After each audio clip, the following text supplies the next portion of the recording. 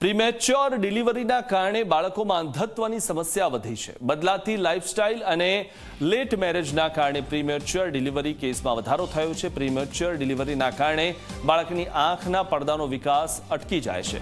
બાહ્ય આંખોનું નિર્માણ થાય છે, પડદાનો વિકાસ થતો નથી। 30 દિવસમાં ડોક્ટરનું ચેકઅપ કરાવવું જરૂરી છે। હાલમાં જે પ્રકારે તથ્યો સામે આવ્યા છે તે પ્રકારે આ વાત બહાર આવી છે। બાહ્ય આંખોનું નિર્માણ થાય છે પરંતુ પડદાનો વિકાસ થતો નથી। પ્રીમેચ્યોર ડિલિવરીના કારણે આ પ્રકારે બાળકોમાં સમસ્યા ઉદ્ભવે છે।